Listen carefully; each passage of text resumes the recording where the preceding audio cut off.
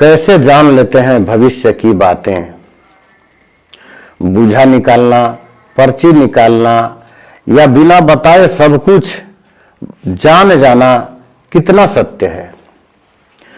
एक बार रात में हल्की बारिश होने के कुछ समय बाद एक राजा अपने हाथी पर सवार होकर एक गांव से किसी दूसरे गांव में गए थे।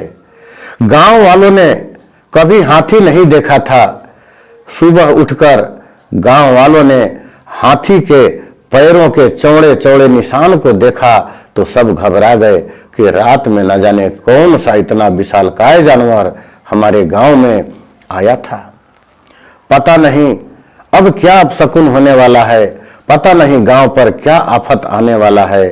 सभी गांव वाले इकट्ठे होकर चिंतित होकर गांव के एक ज्योतिषी जी के पास गए, अर्थात लाल भुजक्कड़ के पास गए और सारा वृत्तांत उन्हें कह सुनाया।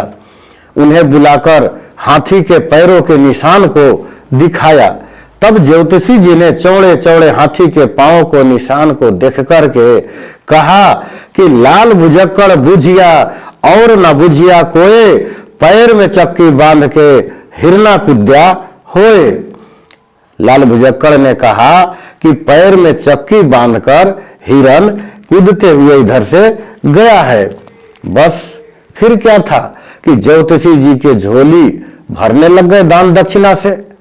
उसी गांव के किनारे एक समझदार मौर्य जी का घर था।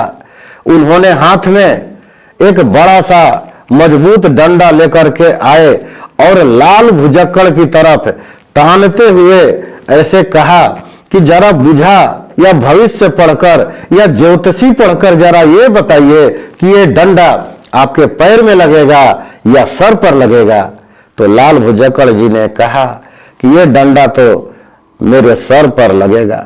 तब मौर्य जी ने जोरदार एक डंडे उसके पैर में मारा और दोबारा फिर डंडा तानते हुए पूछा कि ये डंडा कहाँ लगेगा। तब लाल भुजक्कड़ ने कहा कि पैर में लगेगा। तब मौर्य जी ने सर में मारा और दोबारा फिर पूछा, दोबारा फिर मारा। इस प्रकार अब मौर्य जी बार बार डंडा तानकर और पूछते कि जरा बुझा पढ़ करके बताओ कि यह डंडा कहाँ लगेगा। जब लाल भुजक्कड़ सर में बताता तो उसके पैर में मारते और जब पैर में बताता तो मौर्य जी उसके सर में मारते।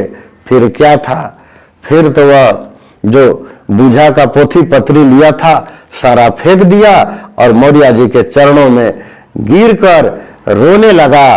कहा कि यह सब बेकार है, कुछ नहीं होता है, लोगों को ठगने का एक तरीका है और इसके अलावा कुछ नहीं है, कोई भविष्यवाणी बताने वाले नहीं है। आज जितने भी भविष्यवाणी बताने वाले लोग हैं या पर्ची निकालने वाले लोग हैं या जितने ज्योतिषी लोग हैं, उन सभी लोगों को ऐसे ही मौर्य जी जैसे लोगों से सामना करवा दीजिए। इनका खुद ही उद्धार कर देंगे और तब देश का भला होगा।